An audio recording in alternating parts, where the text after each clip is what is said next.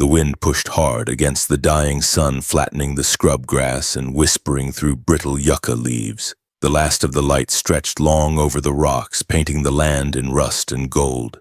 Across the dry creek bed, two men faced each other like forgotten statues left behind after a battle, neither blinking, neither moving. On the northern ridge stood an old Apache wrapped in a woven blanket the color of dusk, one eye clouded white like milk left too long in heat. Opposite him, half hidden behind a leaning mesquite, Levi Kane rested the barrel of a Winchester on a crooked fence post. His finger didn't tremble, but his heart did. The old man hadn't come armed. No rifle, no pistol, not even a knife. Just a walking stick carved with stories Levi couldn't read and eyes that didn't flinch.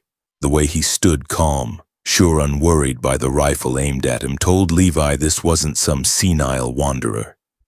He wasn't lost. He had come here. For something. Or someone. For nearly 10 minutes not a word passed between them. The sun dropped another inch. The shadows grew. And Levi's finger slowly eased off the trigger, a soft creak in his joints as he stepped out from behind the mesquite. "I don't want trouble," he said, voice low, cracked from disuse. The old man didn't answer. He only sat down on the rock behind him, one leg folded slow, as though he'd lived here all along and the land was his chair. Levi looked down at the rifle, then back at the figure across the creek bed. And something in his chest, the cold thing that had lived there for years, began to shift, just barely. Levi Kane hadn't spoken more than 20 words to another soul in 8 years. Folks in town called him the ghost on Dragoon Ridge when they spoke of him at all. His cabin sat high in the scrubland, tucked into a bend of stone where the wind screamed all winter, and silence lay thick in summer. The trail up was barely more than rock and memory. No visitors, no friends. No kin, just a man and his regrets. Inside his cabin, a single item hung above the cold hearth, a U.S. cavalry medallion, dulled and worn, the blue ribbon frayed into thread. Below it, nailed into the wood, a photograph cracked down the middle, 4 cavalrymen laughing in front of a burnt-out wagon, Levi among them, younger, sharper, unaware. He'd once been Sergeant Kane, decorated for leadership, for bravery. But one day in 1874, orders came down from Fort Crittenden to clear out an agitated Apache camp by Sulphur Creek. The orders were written in haste, based on lies passed along by a superior eager for promotion. When the smoke cleared, there were no warriors among the dead. Only women, old men, and a half-burned cradle with something inside it that Levi still saw in dreams. He left the cavalry that day. Didn't wait for court inquiry, didn't argue, didn't speak, just rode out. He carried the medallion with him for years, wrapped in a blue rag at the bottom of his saddlebag, too ashamed to wear it, too weak to throw it away. Then one spring he nailed it to the wall like a warning. Not to forget. Now 53, his hands were calloused from carving fence posts that no one crossed his back, bent from hauling water, no one drank but him. He'd grown his beard down to his chest and let the desert dry his skin into leather. Some nights he walked outside barefoot just to feel the ground, to ask it if it would ever forgive him. It never answered. The only living thing he tolerated was a 3-legged mutt named Soot who'd shown up with a broken paw and never left. They ate in silence. They aged in silence. They waited in silence. For what Levi didn't know, that morning before the old Apache came, Levi had been in the back canyon checking on the ridge's fence. Coyotes had torn through the night before. He fixed what he could, then sat on the edge of the slope, staring west into the land that never forgave and never forgot. His right boot had started splitting at the sole, and his knuckles were cracking from the dry air. He thought of town, wondered if it was time to trade something in. Maybe speak to someone for once. But the idea curdled fast. By the time he returned to the cabin, the old man was already there, standing still as a pine ghost across the creek bed. And when Levi raised the rifle, something inside him knew it wasn't about fear. It was about timing. The past had finally found the trail, and now it was watching him with a blind eye and a still heart. The old man never said his name. He just sat there as though the rock had grown up around him. His face was creased with the weight of decades, the kind of lines no sun or age could make alone. They came from loss, from memory, from staring too long at graves. His hair, once black, now hung silver in two braids that brushed his shoulders. Around his neck, a faded pouch of deer hide bounced gently against his chest when the wind rose. For 2 full hours after Levi first spoke, the old Apache said nothing. He didn't ask for food or water. He didn't look around. He just faced northeast toward the distant line of mountains that burned faint orange under the coming twilight. Levi stayed on his porch rifle, resting upright like an old friend between his knees. Soot lay in the dirt nearby, eyes tracking every slight movement from the visitor. Finally, as dusk deepened and the air cooled, Levi stood up and crossed the creek bed. Each footstep felt like it echoed off history. He stopped 5 paces from the old man. "You deaf?" he asked, not cruelly, just tired. The old Apache turned his head slightly. "Nahi," he said, voice thin but rooted. "I hear." Levi stared. "What do you want here?" "I want to face the ridge where my wife was born," Nahi said. "Sit till the wind forgets me." Levi looked to the mountains. The Dragoon Range ran jagged and sharp, rising like broken teeth. "That's 40 miles off. Far is not the word to old feet," Nahi said. "Only still." The simplicity of it unsettled Levi. No accusation, no plea. Just a man sitting where he didn't belong, speaking like the land owed him a final breath. "You walked here?" Levi asked. "Rode halfway, walked the rest." "You alone?" Nahi gave no answer. His one good eye blinked slow. "You were there. Sulphur Creek." Levi's hand tightened on the rifle. Nahi didn't move. "I saw the mark on your medallion when you stepped from the mesquite. I was behind a tree. Watched the fire take my home." Levi swallowed, the world narrowing. "I didn't know. They told us it was hostile. They said I know what they said." For a moment, silence reclaimed the air. Only a hawk's cry far above broke it. "I didn't come to kill," Nahi said. "I came to sit." Levi stared at him. The man's presence was like a stone laid on Levi's chest, not painful but undeniable, heavy. "Sit where you want," Levi muttered. "But if you're lying," Nahi nodded. "If I lie, my bones will turn to sand and the wind will blow me away." It was nonsense and truth in the same sentence. Levi left him there, returned to his porch, and kept the rifle close. Night fell. The stars blinked in one by one, and the desert cooled like a dying stove. Still Nahi didn't move.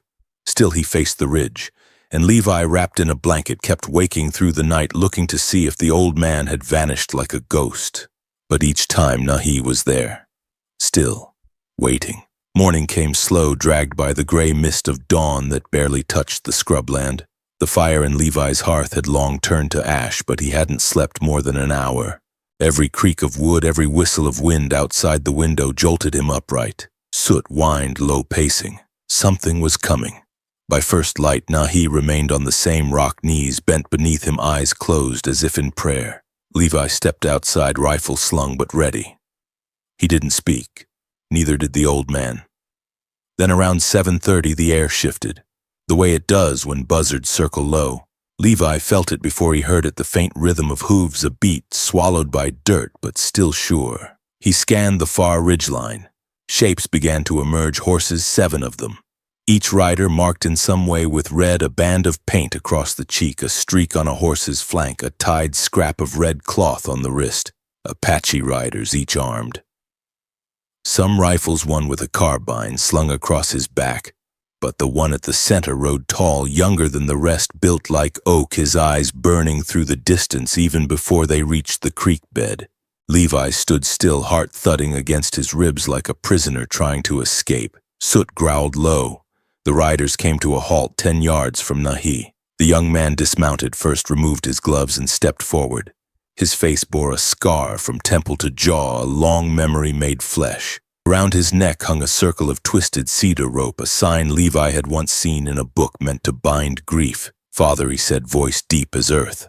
Nahi opened his eyes. "Taza." The 2 men did not embrace. They did not touch. They nodded, ancient and solemn. Taza turned, eyes landing on Levi. "You are the one," he said. Levi didn't answer. "The soldiers came in spring," Taza said. "They burned everything. My mother was not there. She was giving birth in the hills. I was with her." Levi kept his voice steady. And your father hid, watched. One of the other riders, older with missing fingers on his left hand, spat into the dirt. He should have died with us, the man said in Apache. Nahi raised a hand. Silence fell. Levi glanced between them. You here to kill me? Taza took another step. Not yet. Levi nodded slow. Then say what you came to say. Taza looked to his father. Nahi's one good eye never left the ridge. He asked to come here to this place, to die close to what was lost. We came because he should not be alone. Why here? Levi asked. Taza turned back, eyes narrowing. Because this is where you buried the child. Levi stiffened. Taza continued. You thought no one saw. But my father followed you. Days later, he saw the small mound, the wooden cross made of fence wire and ash. Levi didn't speak. She was not your child, Taza said, voice tightening. But you wrapped her in your coat. You placed your medallion beside her. You did not burn her like the rest. Levi swallowed, his mouth dry as bone. She was the only one breathing. Barely. I didn't know what else to do. Taza stepped closer, his fists clenched. Do you remember her name? No, Levi's voice cracked. They didn't give us names, only numbers, targets, coordinates. Nahi spoke now, voice like worn leather. Her name was Chuli. It means mountain flower. Levi blinked hard. Taza turned to the others. They did not speak, but their eyes burned. What now? Levi asked. You going to pass judgment? Taza looked long at him. Judgment already passed. You live. She does not. But he buried her, Nahi said. Taza frowned. He could have left her, burned her, shot her. But he buried her. Why? Levi's hands trembled now. Because I had a daughter once. She died before she could crawl. Fever took her. I thought if I buried Chuli, maybe the ground would forgive me what the fever never did. No one moved. Even the horses seemed to stand quieter. Taza looked at his father. You came to forgive Nahi, nodded once. Or not. Levi lowered his rifle and stepped out from the porch across the creek bed. Each step felt like walking into fire. If you're going to kill me, he said, do it now. Don't make a ceremony of it. Taza studied him. You still wear the coat. It's hers now, Levi said. The blood never washed out. Nahi slowly stood. The old man looked Levi in the eyes. We will stay till sundown, then we leave. You do not run, you do not hide. I won't. Nahi nodded, then let the mountain decide. And so they sat, Levi on his porch, Nahi on his rock, Taza under a juniper tree. 7 riders, 1 ghost. The desert watching. By mid-afternoon the sun blazed hard and heat shimmered off the land like a veil of ghosts. The Apache riders unsaddled their horses, grounding spears, laying rifles against rocks. None spoke much. Some paced. Some watched Levi like wolves study a wounded elk. Levi didn't eat. He barely drank. His throat stayed dry as flint, though the canteen lay full beside him.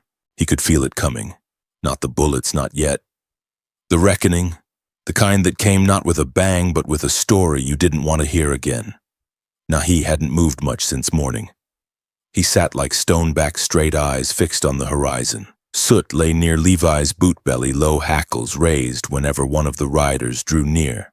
Just before sundown, Taza rose and approached the cabin. He stopped 4 feet from the porch, close enough that Levi could see the faded scars across his knuckles, the tiny braid tied with copper wire behind his ear. My mother, Taza said. Her name was Seta. She made corn cakes with honey and never learned English. My father loved her since she was 13. I was their second child. Levi listened, unsure where the words were going. Do you know how long she carried me in her arms after Sulphur Creek? Taza asked. Levi shook his head. 3 days, through Scrub Hill's rocks. She didn't stop. I was 4. I don't remember much, but I remember her tears. I remember smoke, Levi said, and screams, and fire. Taza nodded. You led them. I followed orders. Taza stepped onto the porch. Levi didn't flinch. And who wrote those orders, Captain Hadley? Fort Crittenden. Hadley. Taza's voice made the name sound like poison. Dead now, drank himself to death in Bisbee. 5 years ago. Coward's death, Taza muttered. Pity. Levi stood slowly and reached behind the door.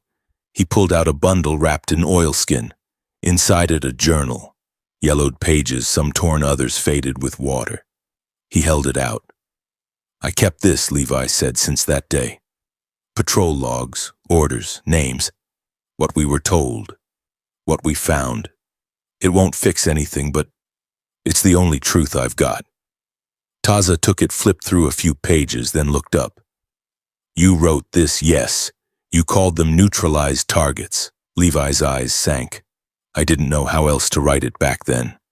Taza turned the pages, paused. His brow furrowed. Here. Child found breathing under collapsed structure. Female approximately 9 months. Blood present. Placed under stone marker northeast quadrant. That was her, Levi said. Chuli. Taza stared at the sentence. You didn't know her name, but you buried her. She looked like my daughter. For a moment I thought maybe. He shook his head. But she wasn't. Just a broken baby I couldn't leave to the fire. Taza looked past him to the hearth, to the nailed medallion.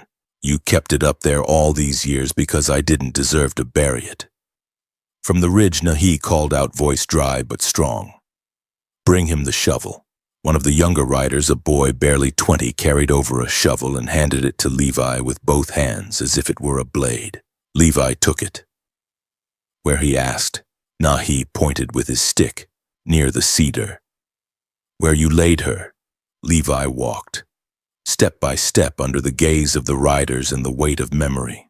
He passed the creek bed, rounded a rise, and reached the spot, nothing left but rocks, dry dirt, and the faintest memory of a cross long gone. He plunged the shovel into the earth. It hit dry, cracked clay hard as gilt. He dug anyway. His breath grew shallow. Sweat darkened his shirt. His arms burned. The hole grew. Not deep, not wide.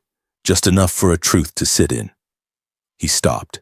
This is where I left her, he whispered. Nahi and Taza stepped forward together.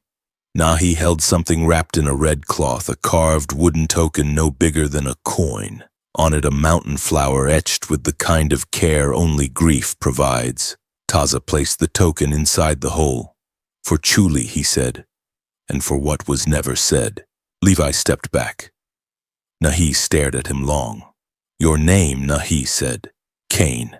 Like the killer of brothers, I know. And still you buried her. Why, Levi shook his head, words choking. I don't know. Maybe because I couldn't save anyone else. Maybe because I wanted someone to forgive me. Even if they couldn't speak. Nahi nodded. Then he turned and began walking back to the rock. Taza lingered. You have no wife, no kin, none left, Levi said. Then you live alone with ghosts. Levi looked to the grave. Not anymore. That night they lit no fire. The riders sat quiet. Taza returned Levi's journal untouched, unread. This belongs to you, he said. Levi nodded. Nahi spoke one last time before the stars came out. Tomorrow we leave. You stay. But remember, we have seen your heart, and it is broken. And in the desert, a broken heart can sometimes be enough. The wind turned that night. A dry current slid down from the high hills, brushing through grass and rattling the dead cholla like bones in a sack. Levi didn't sleep.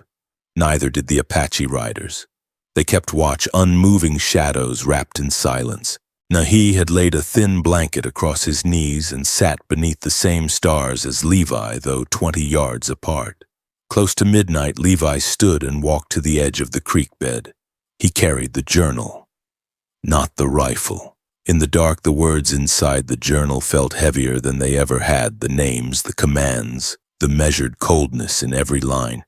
He flipped to the page with Chuli's record fingers trembling. I left something out, he said aloud, not sure who he was speaking to.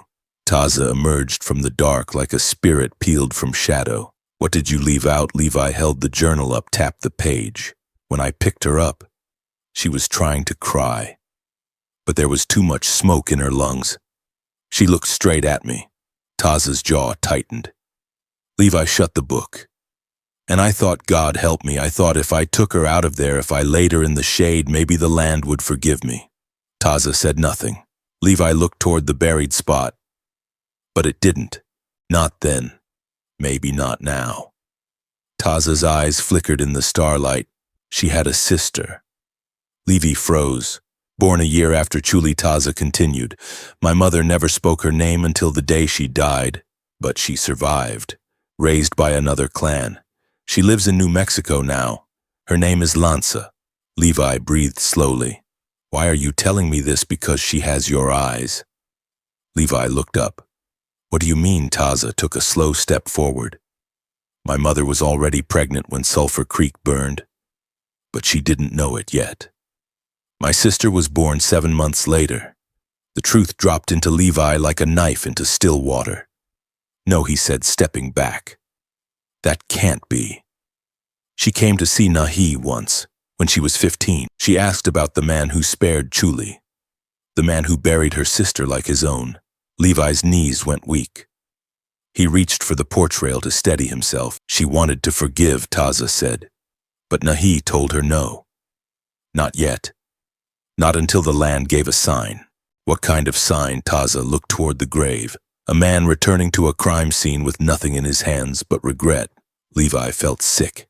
His chest burned. She's alive, he whispered. She's alive, and I never knew. Taza's voice softened. Nahi knew. He watched you for years. He wanted to see if your guilt was real, if it would change you, if you would rot in the desert or become something better. Levi sat on the porch step, head in his hands. I didn't deserve either. From the darkness, Nahi called out, You still don't. Levi turned to see the old man standing leaning on his stick. His silhouette was sharp against the sky. But she does, Nahi said. Lanza deserves a name, a truth, not a lie buried under dirt and time. Levi looked up at him. What do I do? Nahi took one step forward. Tell her, find her, show her the journal, let her decide if you are a man or a ghost. Levi swallowed hard. Would she even want to see me? That is not your decision. Taza stepped beside his father. You gave her sister a burial, now give her the truth. Levi's hands shook. He held the journal like it was on fire. I'll go, he said. I'll find her. Nahi gave a single nod. But I'm not asking for forgiveness. We are not offering it, Nahi said. Only a door. Levi stood. The journal felt heavier now, but more real. If I leave this land, Nahi cut him off, then leave as a man, not a shadow. Taza moved closer. He pulled a small cloth pouch from his belt and handed it to Levi. Inside a carved wooden charm, the same flower as on Chuli's grave. Give this to her, Taza said. She'll understand. And just like that, the weight shifted. Not gone, but moved. Like a stone lifted off a grave placed into hands that could carry it forward. Dawn burned over the Dragoon Mountains, painting them in blood-orange light. The Apache riders were already saddling their horses when Levi emerged from the cabin. His journal was tucked under one arm, the wooden charm looped around his neck, resting where the cavalry medallion had once hung. That piece of metal still sat above the hearth, but it felt dead now, a relic from a man who no longer existed. Nahi stood alone near the edge of the creek bed. Taza was nearby, watching without speaking. Levi approached the old man and waited. You were given life and used it poorly, Nahi said, voice quiet but not bitter. Now you are given truth. Use it better. Levi nodded. I will. Nahi extended his walking stick, planting it into the ground upright. This stays. So others remember. Levi looked at the stick carved with symbols smoothed from decades of use. It stood firm in the dirt like a grave marker. Nahi turned away without another word. He mounted his horse slowly, stiffly, but without help. Taza followed suit. As they rode off one by one, their red oak markings faded into the horizon. No dust trail, no war cry, just quiet like the last breath of a long prayer. Levi watched until they disappeared. Then he looked around. He took down the medallion from above the hearth, held it in his hands, then walked to the buried grave and placed it there gently like a confession laid at someone else's feet. Later that day he packed his things, not many, A few shirts, a razor, the journal, and the charm. Soot limped beside him, tail low but loyal. By sundown, the cabin stood empty, the walking stick still planted, the medallion half buried in dust. And Levi Kane, once a ghost, rode west toward New Mexico, toward a girl with eyes like his, toward a story that wasn't finished. Because some graves don't hold just bodies, they hold names. And those names once spoken can bring the dead back to life. Watch the next story and subscribe for more haunting Western tales.